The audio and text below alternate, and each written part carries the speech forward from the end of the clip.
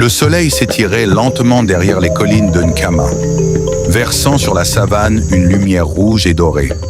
Les femmes pilaient le mil, et le rythme des pilons faisait écho au battement du cœur du village. Les enfants, pieds nus, couraient dans la poussière, leur rire léger s'envolant comme des oiseaux dans l'air chaud. Des volutes de fumée s'élevèrent des cases, apportant l'odeur du bois brûlé et de la sauce aux arachides. Au centre du village, dominant la place, se dressait le fromager sacré. Majestueux, ses racines s'enfonçaient profondément dans la terre rouge et ses branches se tendaient vers le ciel comme des bras priants. Les anciens disaient qu'il liait les vivants aux ancêtres. Chaque bruissement de feuilles était, selon eux, un souffle venu du monde invisible. Cette nuit-là, la lune ronde baignait Nkama d'une lueur argentée. Les tambours s'étaient tus, le village reposait. Mais dans sa case, Amina, 16 saisons à peine, se réveilla en sursaut. Son front luisait de sueur, ses yeux sombres reflétaient mal l'horreur. Elle avait rêvé du fromager. L'arbre pleurait une sève noire, épaisse et collante, qui s'écoulait en rivière sombre jusqu'à recouvrir toute la place. Les champs s'étaient éteints, les cases semblaient vides, et le silence engloutissait tout. « Amina » murmura une petite voix. C'était Kofi, son frère cadet, couché à ses côtés. « Ce n'est rien, Dor, » répondit-elle encore tremblante. « Tu as encore vu, je le sais. » Mais elle ne répondit pas. Pourtant, le lendemain, l'enfant raconta innocemment son rêve aux autres. Très vite, des murmures parcoururent le village. L'enfant aux visions a parlé. Un malheur approche. Certains baissaient les yeux en la croisant. D'autres détournaient leur regard, partagé entre respect et crainte. Le vieux Baba Koundé devint du village, la fit appeler. Il était assis sous le fromager, son bâton sculpté posé à ses côtés. Sa barbe blanche tombait sur sa poitrine, et ses yeux voilés semblaient percer au-delà du visible.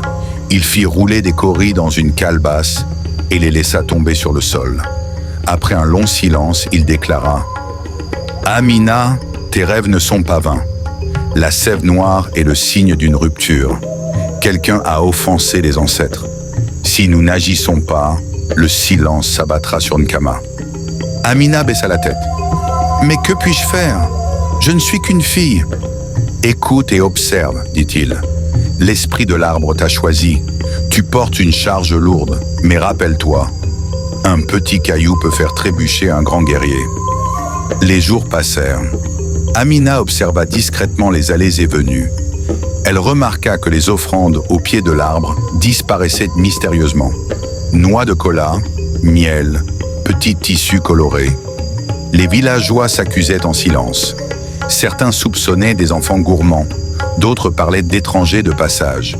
Une femme osa même dire « Peut-être est-ce cette Amina elle-même ?» Ses rêves troublés cachant quelque chose. Ces mots poignardèrent la jeune fille. Mais elle garda le silence, décidée à chercher la vérité. Une nuit, dissimulée derrière un buisson, elle vit une silhouette s'approcher de l'autel. Son cœur battait à tout rompre. La lune révéla un visage qu'elle connaissait. Moussa, le jeune chasseur. « Moussa » chuchota-t-elle en sortant de l'ombre. Il sursauta, ses mains pleines de noix de cola et de morceaux de tissu. « Amina, je t'en supplie, ne dis rien. Tu voles les offrandes des ancêtres. Sais-tu ce que cela signifie ? » « Ce n'est pas pour moi, » dit-il d'une voix brisée. « Ma mère, elle se meurt. Les guérisseurs étrangers demandent des coris que je n'ai pas. Alors j'ai pris. Je pensais que les ancêtres comprendraient mon désespoir. » Ses yeux brillaient de larmes. Il tomba à genoux devant elle. « Si tu parles, je serai banni. Mais si tu te tais, peut-être ma mère vivra. » Le dilemme déchirait Amina.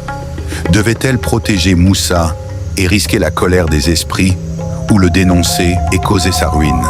Cette nuit-là, incapable de trouver le sommeil, Amina s'assit au pied du fromager. Le vent léger fit bruire les feuilles, et dans ce souffle, elle entendit une voix qu'elle n'avait pas entendue depuis longtemps, celle de son père disparu. « Ma fille, l'amour n'excuse pas la trahison. Le mensonge est une braise qui finit par brûler la main qui la cache. Choisis la lumière de la vérité, même si elle blesse. Des larmes roulèrent sur ses joues. Elle savait ce qu'elle devait faire.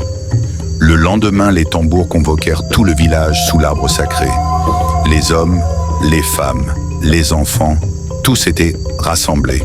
L'air était lourd de tension. Amina s'avança, sa voix tremblante mais ferme. Moussa a pris les offrandes, mais il n'a pas agi par cupidité. Il a voulu sauver sa mère. Un murmure parcourut l'assemblée. Moussa tomba à genoux, sanglotant.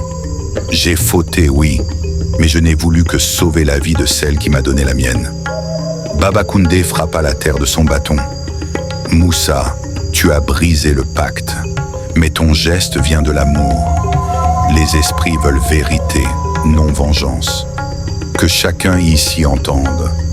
Quand un homme porte seul sa souffrance, il s'égare. Mais quand le village porte ensemble, aucun arbre ne tombe. » Il se tourna vers le peuple. « Que chaque famille donne ce qu'elle peut. Ensemble, nous soignerons sa mère. » Alors les femmes apportèrent du mil et du poisson séché. Les chasseurs offrirent de la viande et les guérisseurs préparèrent des remèdes avec des plantes rares. Peu à peu, la mère de Moussa reprit des forces. Cette nuit-là, les tambours résonnèrent à nouveau.